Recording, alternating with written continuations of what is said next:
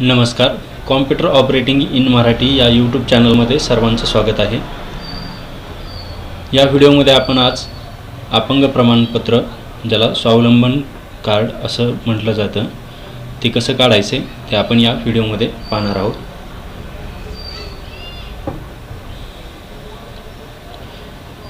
त्यासाठी आपल्याला स्वावलंबन कार्ड.gov.in ही वेबसाईट ओपन करायची आहे. याची लिंक तुम्हाला डिस्क्रिप्शनमध्ये मिळेल. त्यानंतर पेजवर आल्यानंतर आपल्याला इथे रजिस्टर नाव यावर क्लिक करायचे. क्लिक केल्यानंतर याप्रमाणे आपल्यासमोर ब्लँक फॉर्म ओपन होईल. यामध्ये मी माहिती फिलअप केलेली आहे. याप्रमाणे ब्लँक फॉर्म तुमच्यासमोर ओपन होईल. त्यामध्ये आपल्याला अर्जदाराचं नाव, अर्जदाराच्या वडिलांचं नाव, आडनाव, तीच माहिती या ठिकाणी आपल्याला मराठीमधून भरायची आहे. नाव, वडिलांचं नाव आणि आडनाव. त्यानंतर आपल्याला खाली अर्जदाराच्या वडिलांचं पूर्ण नाव या ठिकाणी टाकायचे. अर्जदाराच्या आईचं नाव, जन्मतारीख.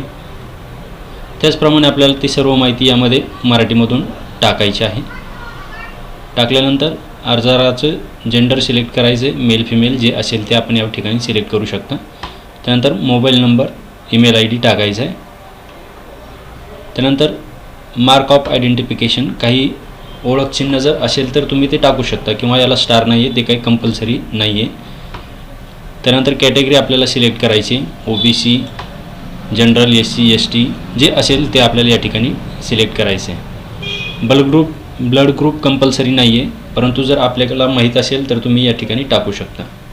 त्यानंतर मॅरिटल स्टेटस, लग्न झालेलं आहे किंवा नाही, या ठिकाणी सिलेक्ट करायचे. मॅरिड, अनमॅरिड जे असेल ते सिलेक्ट करून घ्यायचे. मॅरिड असेल तर या समोर पती किंवा पत्नीचं नाव अर्जदाराच्या टाकायचं आहे. त्यानंतर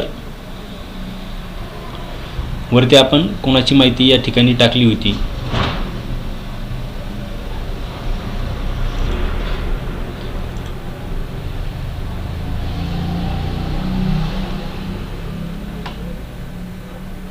वडिलांची माहिती वर आपली टाकलेली आहे. त्यानुसार आपण येथे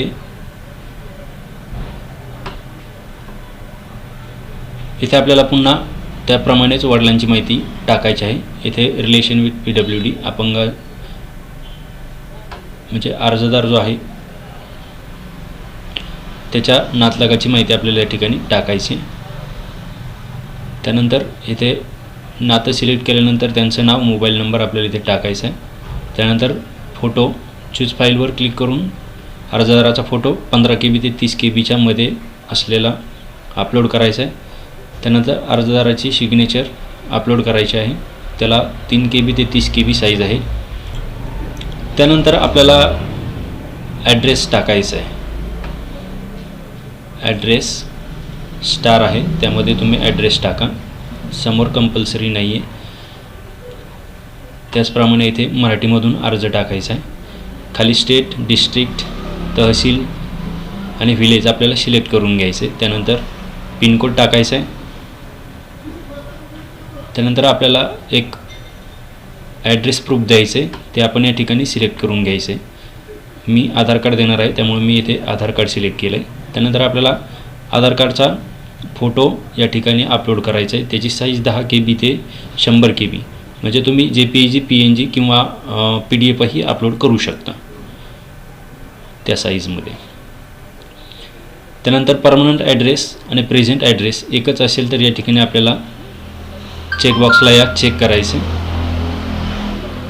वेगळे वेगळे असतील तर आपण येथे दुसरा ॲड्रेस त्याप्रमाणे भरू शकता. त्यानंतर अर्जदाराचं शिक्षण या ठिकाणी आपल्याला सिलेक्ट करायचे. ही सर्व माहिती भरून झाल्यानंतर नेक्स्ट या बटनावर क्लिक करायचं. नेक्स्ट या बटनावर क्लिक केल्यानंतर आपण दुसऱ्या टॅबमध्ये येऊ, डिसेबिलिटी डिटेलमध्ये. त्यामध्ये आपल्याला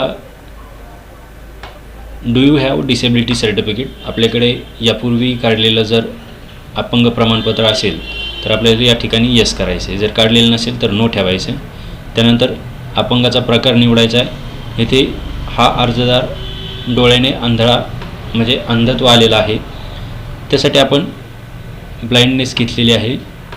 त्यानंतर कधीपासून अंधत्व आलं आहे ते या ठिकाणी सिलेक्ट केलं आहे. त्यानंतर डिसेबिलिटी एरिया यामध्येही आपण दोन्ही डोळ्याला किंवा एका डोळ्याला ज्याप्रमाणे असेल त्याप्रमाणे सिलेक्ट करायचे.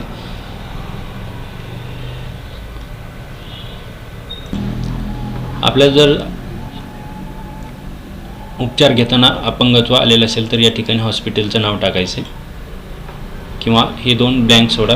त्यानंतर डिसेबिलिटी ड्यू टू कशापासून आपल्याला अंधत्व म्हणजे अपंगत्व आलेलं आहे, ॲक्सिडेंट किंवा जे कारण असेल ते आपण यामध्ये टाकू शकता. जर काहीच कारण नसेल तर हे असंच ठेवा. त्यानंतर नेक्स्टवर क्लिक करायचे.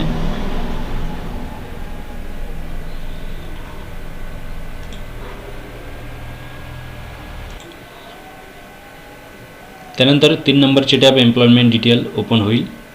त्यामध्ये अर्जदार एम्प्लॉयड आहे किंवा अनएम्प्लॉयड त्यानुसार आपल्याला इथे सिलेक्ट करायचे. एम्प्लॉयड असेल तर कोणत्या प्रकारचा व्यवसाय त्याचा आहे तो व्यवसाय आपल्याला इथे टाकायचा आहे. त्यानंतर APL BPL यापैकी काही असेल तर ते सिलेक्ट करून घ्यायचे.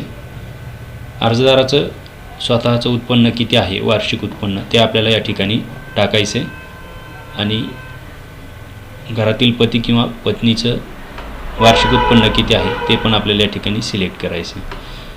एम्प्लॉय नसेल तर अनएम्प्लॉयड येथे तुम्ही घेऊ शकता. त्यानंतर नेक्स्ट या टॅबवर क्लिक करायचे. या टॅबवर क्लिक केल्यानंतर आता आपल्याला आधार कार्ड किंवा एक कोणतंही आयडेंटिटी प्रूफ आपल्याला द्यायचं आहे.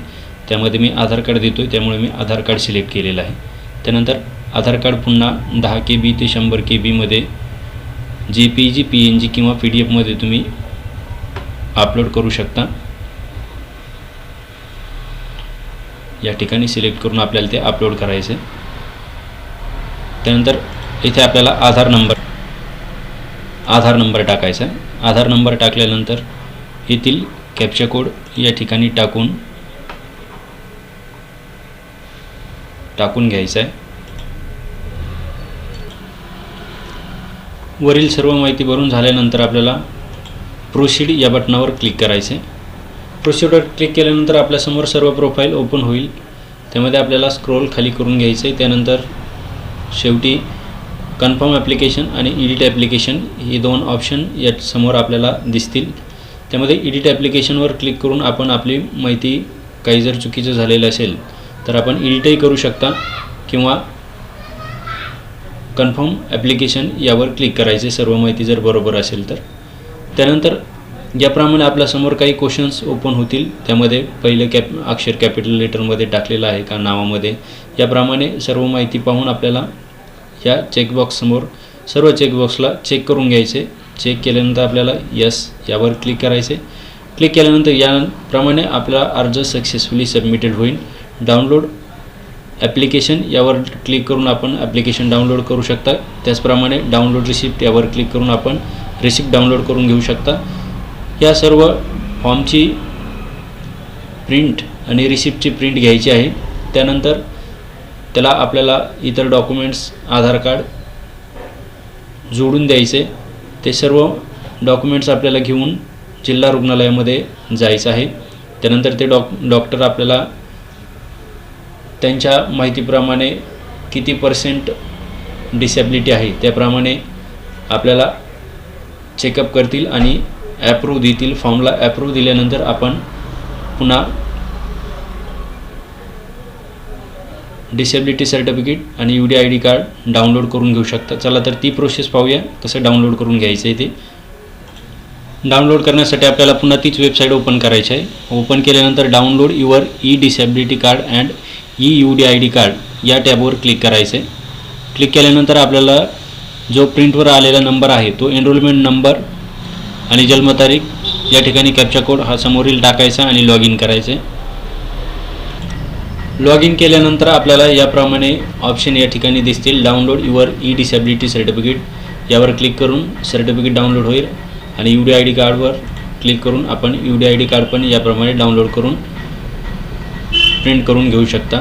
माझा व्हिडिओ आवडला असल्यास यूट्यूब चॅनलला सबस्क्राईब करा, व्हिडिओला लाईक करा.